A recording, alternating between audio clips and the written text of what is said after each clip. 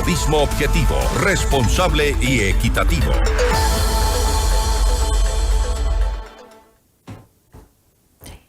Y ante la amenaza iraní de atacar a Israel, Estados Unidos acelera su despliegue militar en Medio Oriente como una forma de disuadir a Irán de lanzar su ataque de represalia por el asesinato de su líder, de Ismail Haniyeh. Vamos más allá de la noticia. Notimundo Estelar en FM Mundo con María del Carmen Álvarez.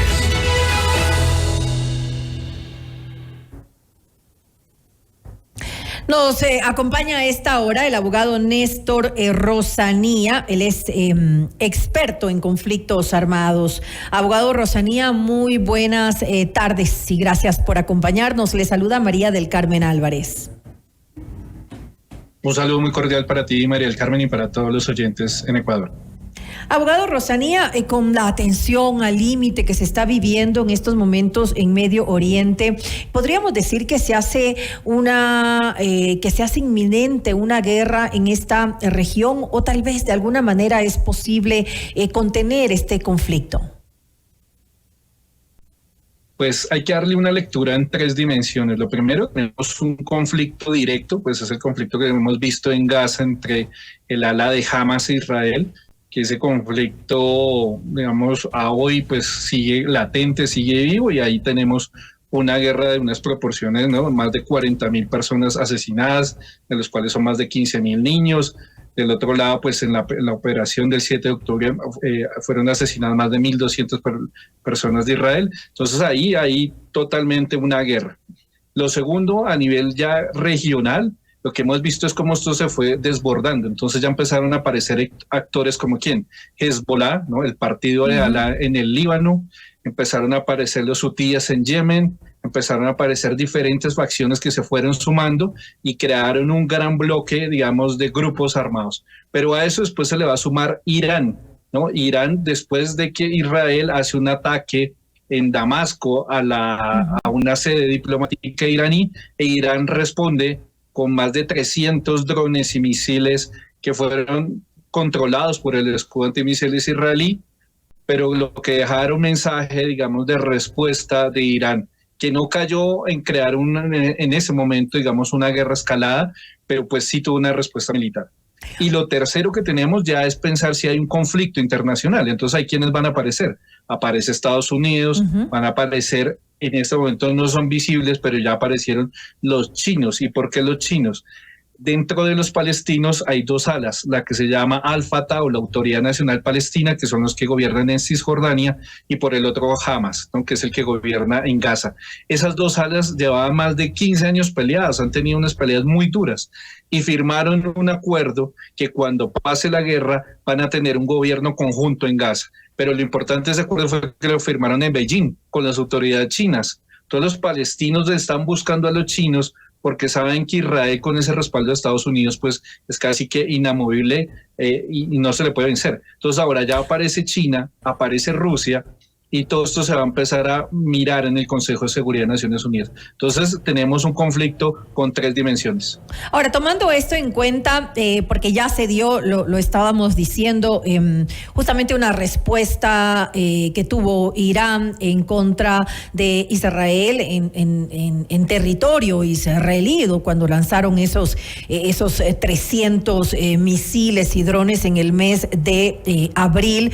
Sin embargo, ahora pues la estrategia también podría ser diferente. Ya se ha dicho que podría darse para que no tarde tantas horas y que sea mucho más difícil que sean interceptados estos misiles que sean lanzados, pues que se lo haga en forma conjunta ya, digamos, desde el sur del Líbano, o también podría hacerse desde Siria. En este caso es cuestión de minutos y es mucho más difícil que se puedan detectar en forma oportuna los misiles a lanzar. Y si fueron en mes de abril 300, ¿qué podemos esperar ahora? Lo que sucedió en abril también fue muy, digámoslo, como hablamos los latinoamericanos, muy cantado, en el sentido que dijeron vamos a reaccionar, vamos a disparar, y políticamente lo que salieron a decir las autoridades iraníes era, nosotros preavisamos, porque tenían dos mensajes. Uno, no quedarse quietos y decirle al pueblo iraní, aquí estamos y vamos a responder cada vez que Israel nos agreda. Y la primera vez que ya hay una confrontación directa, porque ellos financian a diferentes grupos, pero directamente Israel e Irán no se habían tocado. Entonces, aquí ya como hubo una reacción, pues, pero lo que no quisieron adelantar o caer fue en que hubieran bajas civiles y que hubiera, digamos, un número de muertos importantes, porque ya sería una causa de guerra para Israel, para atacar con todo su poderío militar a Irán, y ahí sí que entraríamos en una confrontación. Ahora, eso fue lo que pasó. Ahora, ¿a hoy qué ha pasado? En agosto. En agosto teníamos fue que las fuerzas militares de Israel dieron de baja al número 1 de Hamas y al número 2 de Hezbollah, tanto en un lado en Teherán y el otro lado cerca a Beirut. Entonces, eso cambia el escenario, porque puede ser que ya haya una operación conjunta, que es lo que tú planteas, ¿entre quiénes? Entre Hezbollah, entre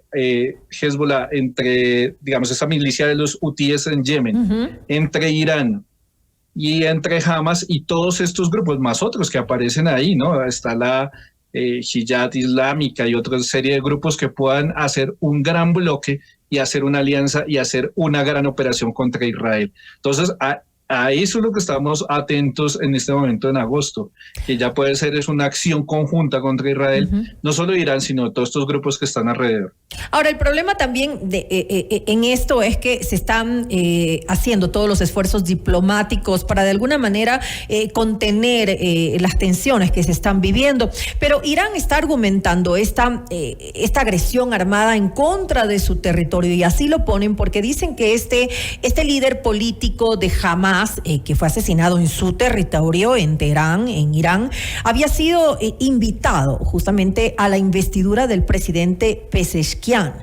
Entonces ellos dicen, nos atacaron, asesinaron a este líder político de Hamas aquí en Irán, en nuestro territorio, y esto es una provocación demasiado grande como para pues pasarla por alto. Esa es la postura iraní, y tanto la postura oficial que se está dando, que también se ha pronunciado el ayatollah Ali Khamenei, que es una figura importantísima en Irán.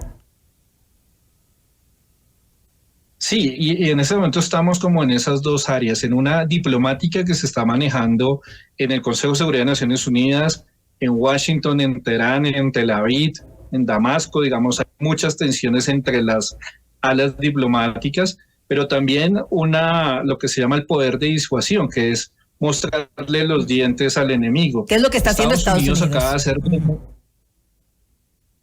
Hola, ¿me escuchas ahí? Claro, ¿qué es lo que está haciendo Estados Unidos? Decía.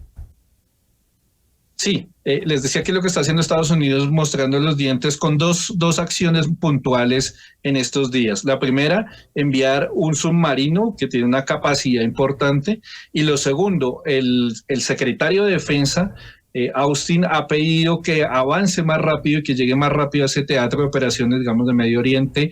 El portaaviones, uno de los portaaviones más emblemáticos de los Estados Unidos. Entonces va a tener dos componentes militares muy grandes. Esa disuasión militar pues la acompañan con la disuasión que están haciendo Naciones Unidas y que está ahí. Pero aquí importante es tener en cuenta que, como hablábamos al principio, vean que de la confrontación directa pasó a la regional, y de la regional ya vamos en la internacional, porque los rusos también están muy atentos a qué es lo que pasa ahí. Y además una Rusia que está muy atenta a lo que viene en las elecciones de Estados Unidos, porque la va a afectar directamente en esa guerra con Ucrania, la relación de Putin. Si llega Trump va a ser otro escenario, si llega Kamala Harris va a ser otro. Entonces, esto es un tablero geopolítico que estamos jugando como al borde de la guerra también. Ahora, ¿qué posiciones pueden tener algunos de los países de Medio Oriente en caso de que la situación se vuelva aún más compleja?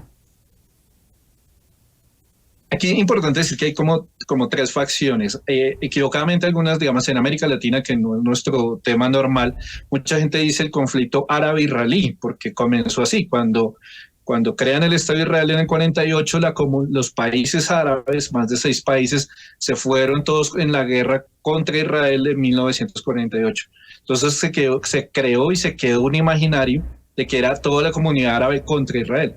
pero en el camino, pues eso ya se desbarató. Hay muchos árabes que tienen mejores relaciones, países árabes que tienen mejores relaciones con Israel que con el propio Palestina. ¿Qué países? Hay otros que son completamente indiferentes. ¿Qué países, por ejemplo? ¿Qué países, por ejemplo? De los que tienen mejores relaciones Egipto, desde los acuerdos de Camp David. De por sí Egipto es el mediador en este momento con Qatar en este conflicto directo entre Hamas e Israel. Bahrein también tiene muy buenas relaciones, y el que ya iba a firmar los acuerdos de Abraham era la Casa Saudí. Los Emiratos Árabes iban a firmar los acuerdos de Abraham cuando estalla el 7 de octubre y pues la guerra que estamos viviendo. Entonces hay unos que tienen muy buena relación con los de Israel, y hay otros que son obviamente muy pro-palestinos. Ejemplo, la Siria de Bashar al-Assad, porque también se siente atacada por Israel. Recordemos que Israel tomó los Altos del Golán, de por sí hubo un tema de bombardeos en estos días. Y entonces, digamos, esa Siria que está muy fracturada porque está en una guerra civil interna, pero digamos el gobierno y la dinastía al-Assad pues ven como más aliados a los palestinos en su guerra contra Israel y contra Occidente. Y digamos, es casi que tocarnos hacer un análisis de tablero. Y hay otros que realmente intentan tener una posición más de no me meto, y ejemplo era el Líbano. Pese a que Hezbollah está dentro de su territorio, el gobierno libanés decía, yo soy neutral, yo no me voy a meter porque no quiero que se me prenda esto acá y me empiecen a atacar a mí, yo termine volviéndome un nuevo Gaza. Entonces, desde las salas del gobierno han intentado mantenerse como asépticos, no meterse, pero pues tiene adentro a Hezbollah, ¿no? Y Hezbollah pues obviamente sí tiene una posición militar contra Israel. Entonces ahí vemos que están como en ese sándwich.